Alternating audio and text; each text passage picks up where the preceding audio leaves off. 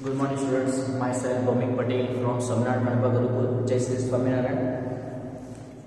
Today, we will start a new chapter in Class 10 Science English Medium, Chapter 8, How do organisms reproduce. Reproduction के बारे में study करना है। जैसे reproduction के बारे में हमारे 8th स्टैंडर्ड में रिप्रोडक्शन का चैप्टर आया था, तो उसमें हमने रिप्रोडक्टिव ऑर्गन्स वो हमने पढ़े थे। बट यहाँ पे रिप्रोडक्टिव ऑर्गन नहीं पढ़ने, हम यहाँ पे ऑर्गन हम पढ़ चुके हैं। But how do organ reproduce, अलग अलग ऑर्गेनिज्म, वहाँ पे हम ह्यूमन के बारे में स्टडी किया। यहाँ पे हमें सब एनिमल के बारे में भी जानना है। एंड दूसरे जो एसेक्सुअल रिप्रोडक्शन जो हमने उसमें 8th में स्टडी किया था कि भाई प्लांट्स में ना वो सब में कैसे रिप्रोडक्शन होता है, वो सब हम देखेंगे। ऑर्गेनिजम्स मतलब प्लांट एनिमल सब आ जाते हैं, तो आज हम उसका इंट्रोडक्शन शुरू कर रहे हैं। Before we discuss the mechanisms by which organism reproduce, let us ask a more basic question, why do organism reproduce. Organism reproduce क्यों करते हैं? क्यों करते हैं भाई? अपना सर्वाइवल, अपनी स्पीसीज का सर्वाइवल बनाने के लिए। हम ह्यूमन अभी है करोड़ों सालों से, 4.4 बिलियन ईयर्स अगो हमारा उत्पत्ति हुआ था, मतलब इवोल्यूशन हुआ था, तो अभी तक है। इसका रीजन है रिप्रोडक्शन। अगर ये नहीं होता तो अभी तक साख होता, हमारा उत्पत्ति मतलब हम नहीं रहते यहाँ पे, हम होते नहीं। रिप्रोडक्शन के का मतलब एक बेसिक सा मतलब ये चीज़ है कि भाई उससे वो स्पीसीज है वो जमीन पे मतलब यहाँ पे अर्थ पे टिकी रहती है। अगर वो नहीं होगा तो नहीं।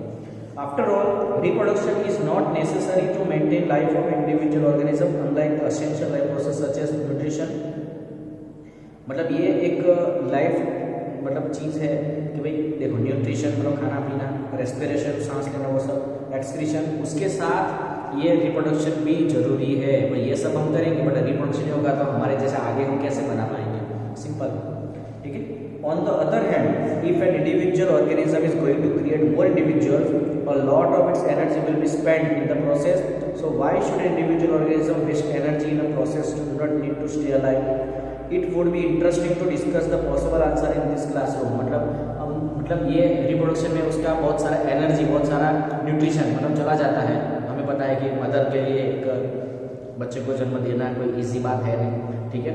उनको उनके खुद को शरीर को किसने की बात है मतलब तो भी वो करते हैं। ऐसा रीज़न क्यों, मतलब रिप्रोडक्शन क्यों इंपॉर्टेंट है? न्यूट्रिशन इंपॉर्टेंट है, रेस्पिरेशन इंपॉर्टेंट है, एक्सक्रीशन इंपॉर्टेंट है, तो why this reproduction is so important to us and for other organisms also. Whatever the answer to this question, it is obvious that we notice organism because they reproduce. Organism देखते हैं, हम tree देखते हैं, नए नए छोटे पौधे देखते हैं, छोटे छोटे एनिमल देखते हैं, पपी देखते हैं, कीटन देखते हैं। रिप्रोड्यूस करते तभी तो देख पाते हैं, अगर रिप्रोड्यूस नहीं करते तो हम कैसे देखते हैं? वो खत्म है, ठीक है। तो उनका एक एग्जिस्टेंस, रिप्रोडक्शन से उनका एग्जिस्टेंस बना रहता है। क्या एग्जिस्टेंस ऑन अर्थ बना रहेगा। रिप्रोडक्शन नहीं करेंगे तो वो हमें देखने को नहीं मिलेंगे, सिंपल बात है, ठीक है। दस reproduction organism create new individuals that look very much like themselves. Reproduction से जो नए है ना ऑफस्प्रिंग, जिसको बोलते हैं ऑफस्प्रिंग, नए बच्चे का बोलते हैं ऑफस्प्रिंग। ऑफस्प्रिंग जो बनते हैं वो एग्जैक्ट कॉपीज तो नहीं होते बट उनके जैसे दिखते हैं। ह्यूमन के बच्चे ह्यूमन जैसे दिखते हैं, कैट के बच्चे कैट कीटन कैट जैसे दिखते हैं। सिंपल है, थोड़ा अलग दिखते हैं बट उनके जैसे एग्जैक्ट कॉपीज नहीं होते, बट उनकी तरह उनका कंस्ट्रक्शन, उनका शरीर का बांधा है ना होता है, ठीक है। तो आगे का टॉपिक है, do organism create exact copies of themselves? Answer no है, do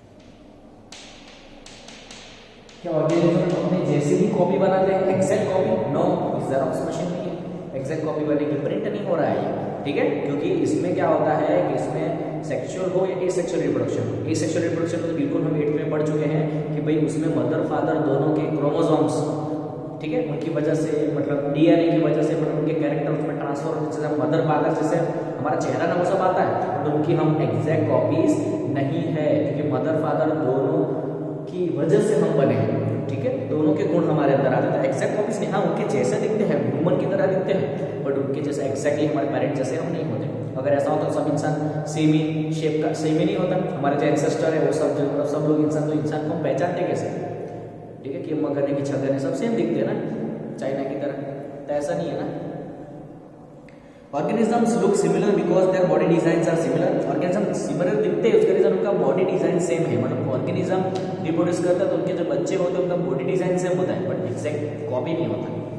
if body design are so similar, the blueprints of this design should be similar. Thus, reproduction at its most basic level will be involved in making copies of blueprints of copy design, body design. In class 9, we learned that chromosomes in the nucleus of a cell contain information of inheritance of features from parent to next generation in the form of DNA. हमने पढ़ा था कि भाई जब fertilisation होता है तब mail के अंदर कौन सा सेल होता है, मेल के अंदर स्पर्म, ठीक है, एंड फीमेल के अंदर ओवा सेल हमने पढ़ा था कि नहीं। उनके अंदर स्पर्म सेल के दोनों मिलके एक जाइगोट बनाते हैं, जिसको फर्टिलाइजेशन के बाद बोलते हैं जाइगोट। तो जाइगोट में जो न्यूक्लियस होता है, ठीक है, उसमें न्यूक्लियस में मतलब मेल में से 22 क्रोमोसोम्स आते हैं, और न्यूक्लियस के अंदर सेल होता है वो जो जाइगोट, उसके अंदर न्यूक्लियस के अंदर क्रोमोसोम्स, यहाँ पढ़ चुके हैं 9th में। क्रोमोसोम के अंदर डीएनए के अंदर जीन के अंदर इंफॉर्मेशन होती है इनहेरिटेंस की। जीन के अंदर क्या होता है, इंफॉर्मेशन फॉर इनहेरिटेंस।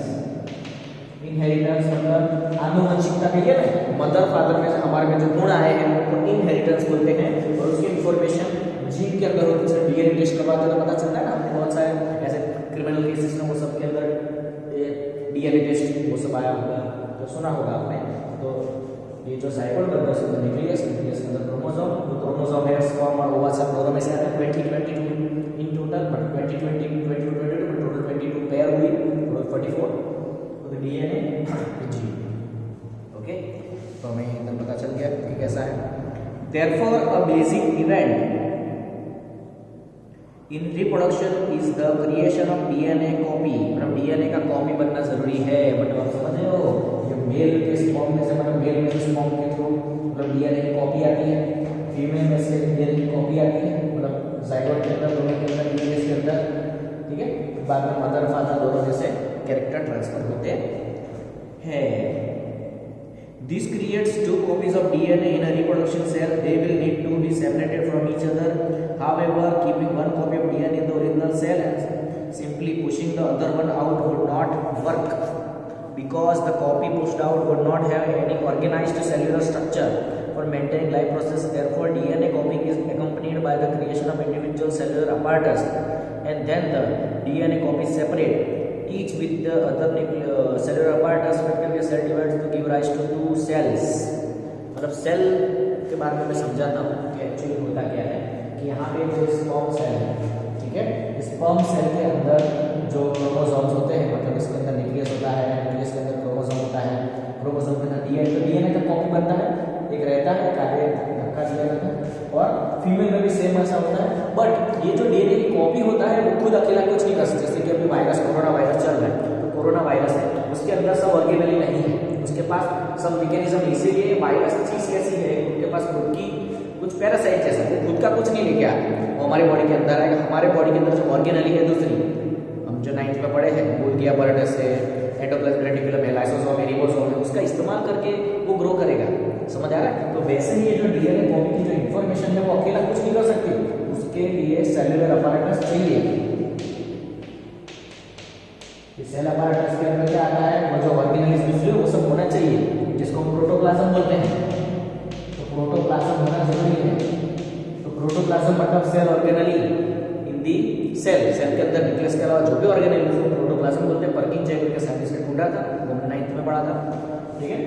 तो ऐसी चीज होती है, मतलब खाली डीएनए कॉपी से कुछ नहीं होता, उसके साथ प्रोटोप्लाज्म भी होना जरूरी है, ठीक है। तो ये स्पर्म सेल के अंदर भी होता है ऐसा, ओवा सेल के अंदर भी एक सेल होते हैं दोनों, जो सेलुलर apparatus के साथ प्रोटोप्लाज्म के साथ होते हैं, दोनों मिलते हैं, जाइगोट बनता है। जाइगोट के अंदर जो न्यूक्लियस होता है उसके अंदर क्रोमोसोम, उसके अंदर दोनों की इंफॉर्मेशन आ गई है, डीएनए, फिर उसके अंदर जीन होता है, वो डिसाइड करता है कि भाई कौन से कैरेक्टर आए हुए remarkably. These two cells are of course similar, but are they likely to be absolutely identical? The answer to this question will depend on how accurately copying reaction involved occur. No biochemical reaction is absolutely reliable. Therefore, it is only to be expected that process of copying DNA will have some variation each time. बड़ा हर एक time में variation आता है. जैसे हम 3 भाई बहन हैं, मेरी 2 बहन है और मैं हूँ, तो तीनों में हमारे में कोई भी सिमिलरिटी नहीं है. ठीक है. हाँ, मेरी सिस्टर का मेरे फादर के चेहरे मिलता है, मेरी दूसरी सिस्टर है उनमें मतलब मम्मी का चेहरा मिलता है, मेरा चेहरा मेरी मम्मी जैसा दिखता है. ठीक है. मतलब बात समझो कि ये जो कॉपिंग है, जो मेरी बड़ी सिस्टर है उनमें जो डीएनए कॉपिंग हुआ है मेरे मदर फादर के थ्रू, वो डीएनए कॉपिंग हुआ है. दूसरी बार मेरी सिस्टर का जब जन्म हुआ तब उनमें डीएनए कॉपिंग कुछ अलग हुआ है, मतलब वेरिएशन आता है. मेरा जन्म हुआ तब वेरिएशन आता है. इसलिए इस टाइम वेरिएशन अलग अलग आने की वजह से हम तीनों अलग हैं. समझे. इवन जो ये जो जोड़िया बालक जिनको ट्विंस बोलते हैं उसमें भी डीएनए कॉपिंग वेरिएशन में रहता है. इसीलिए मतलब डीएनए कॉपिंग ऐसा कंप्यूटर से कुछ कॉपी किया और वहाँ पे पेस्ट किया ऐसा होता नहीं है. बायोकेमिकल रिएक्शन है, इसलिए इतनी रिलायबल होती नहीं है, मतलब एग्जैक्ट रिलायबल कॉपी नहीं होती. कभी कभी पता है ना क्या होता है, कुछ कुछ बच्चे मतलब अपंग पैदा होते हैं, कुछ में कुछ प्रॉब्लम होता है, कुछ जन्म लेते मर जाते हैं. इसका रीज़न क्या है भाई? इसका रीज़न है कि डीएनए कॉपिंग बराबर से नहीं हुआ है. ऐसा होता है. ठीक है. तो बायोकेमिकल रिएक्शन इतनी रिलायबल नहीं है. वो यहाँ पे चुपके चुपका लिखा है, तो मैंने उसका आपको मतलब समझाया. ठीक है. Such a newborn cell will अच्छा, तो उसके अंदर अगर okay on the other hand there could still be many other variation in the DNA copy that could not lead to such a drastic outcome. The surviving cells are similar to but subtly different from each other. जो भी cell survive करते हैं, ठीक है, मतलब ये जो zygote बनता है, जो सबसे पहले आगे फिर वो डिवाइड होकर बच्चे न्यूबॉर्न बेबी में जन्म लेते हैं. 9 महीने तक मदर के वॉम के अंदर वो 52 वीक्स के आजू बाजू वो प्रोड्यूस होने को क्या बोलते हैं, वहाँ पे उनका ग्रोथ होता है. बराबर है. ठीक है. यूट्रस के अंदर. तो वो अगर जो सर्वाइव होते हैं, ठीक है, उसमें भी जो सर्वाइव बार बार अलग अलग होते हैं, तो अलग अलग उसमें कैरेक्टर होते हैं. जैसे बताया ना कि मेरी सिस्टर्स और मेरे में ये जो जाइगोट फॉर्मेशन हुआ होगा उसके अंदर का डीएनए कॉपिंग अलग अलग है, वेरिएशन आया हुआ है, इसलिए हम तीनों अलग हैं. सिंपल.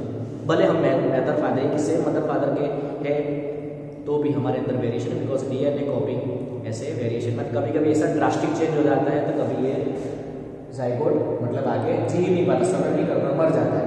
तो न्यू बेबी बॉर्न मर जाता है, ऐसा मैंने आपको बताया, अभी बताया. ठीक है. Okay. This inbuilt tendency of variation during reproduction is the basic for evolution, as we will discuss in next chapter. next chapter में evolution, जैसे हमारा ह्यूमन, हम एप्स में से आए हुए हैं. एप्स बोलते हैं ना, हमारे पूर्वज बंदर थे, एप्स में से अब आए हैं, मतलब कुछ में से. वो अगले चैप्टर में आपको पढ़ेंगे कि ये इवोल्यूशन हमारा जो हुआ है ह्यूमन का. अभी भी एप्स जिंदा है, हम भी जिंदा है. तो ऐसा माना जाता है कि हम एप्स और हम या तो एप्स में से आए हुए हैं, या तो फिर एप्स और हम ह्यूमन वो हमारा कॉमन एंसेस्टर रहा होगा, पूर्वज हमारे सेम रहे होंगे. बट अभी उसके बारे में कुछ पता चला नहीं है, बट ऐसा माना जाता है. तो आप समझ रहे हो बात को कि डीएनए वेरिएशन इतना सारा ड्रास्टिक आ गया कि हम ह्यूमन बन गए, हमारा ग्रोथ अलग तरीके से हुआ, उनका अलग तरीके से हुआ, तो भी हमारे अंदर की जो कंस्ट्रक्शन है सब अंदर की जो मतलब बॉडी डिजाइन है, ब्लूप्रिंट है उसे, इसीलिए हम कॉमन पूर्वज, जैसे कैट फैमिली है वो एक ही कैट में से आई हुई है, उनका ब्लूप्रिंट मतलब उनका जो बॉडी डिजाइन मेन है उसे. ठीक है. तो अगले वीडियो में हम देखेंगे इंपॉर्टेंस ऑफ वेरिएशन. वेरिएशन का इंपॉर्टेंस क्या है. अगर नहीं होता तो हम चेहरे सेम रहते हैं, सब कुछ सेम रहता, अलग अलग सोच वाला, अलग अलग रीत बात वाला इंसान में मिलता नहीं, पहली बात है. और दूसरे एनिमल के अंदर भी ऐसा है. ठीक है. अब आगे देखेंगे modes of reproduction by single organism, वो हम अगली वीडियो में देखेंगे. ठीक है. तब तक ये चीज़ को समझिए कि वेरिएशन क्या है, वेरिएशन क्यों जरूरी है, एग्जैक्ट कॉपी क्यों नहीं बनती, वो सब आप ये इसमें भी देखें एंड टेक्स्ट बुक में सर्च करके मतलब रीड करके आप समझें. बाय. जय स्वामीनारायण.